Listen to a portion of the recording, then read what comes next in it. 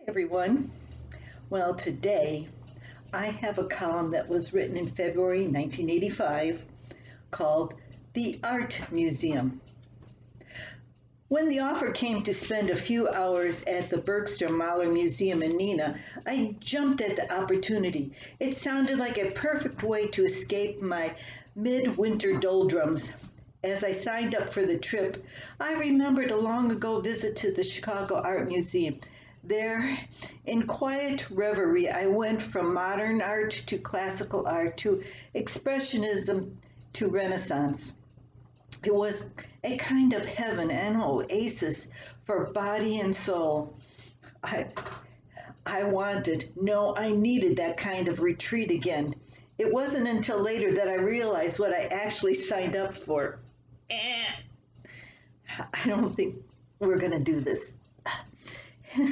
I was one of 10 adults scheduled to herd third and fourth graders through the museum filled with antique glass paperweights. The word glass shook me a bit.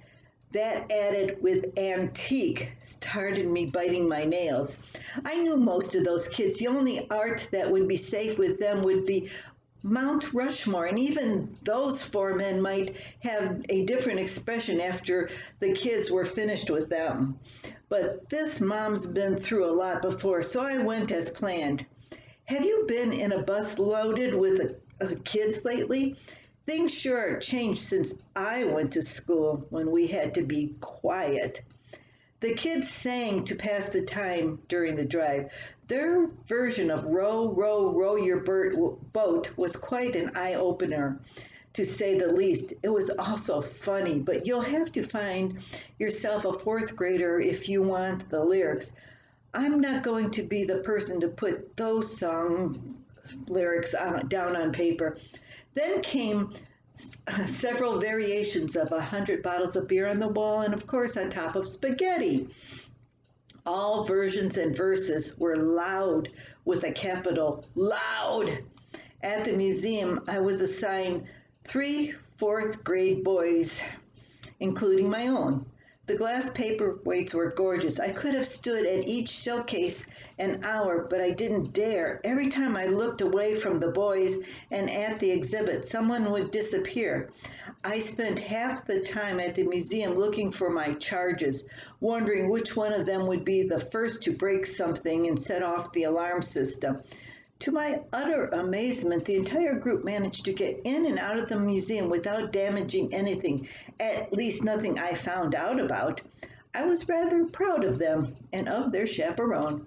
Back on the bus, the adults were once again treated to a loud off-key stereo music singing. The nice lady I shared the bus seat with tried to talk to me. I don't think I held up my end of the conversation. It seemed all I was ever saying was, "What'd you say? How do those bus drivers do it day in and day out? The noise, the commotion, the uncertainty of what's going to fly across the bus next." And our bus had adult chaperones in case of a ride. Normal days there are only kids and the driver. I made it home in one piece, but there's still one thing I have to do. As soon as my ears stop ringing, I'm going down to the Bergstrom-Mahler Museum and have a look at their paperweight collection. I understand it's worth the trip. Oh, school bus trips with the kids. That was Rob's trip that year. And yes, he had a lot of interesting friends that that you had to keep your eye on. And it's a lovely museum.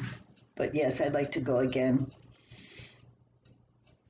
And that is my column for today from the ancient archives of Words in My Pocket. And Kari just took off after Cruella. And that was the noise that was taking place at the end of my column because those two just don't get along. Until next time.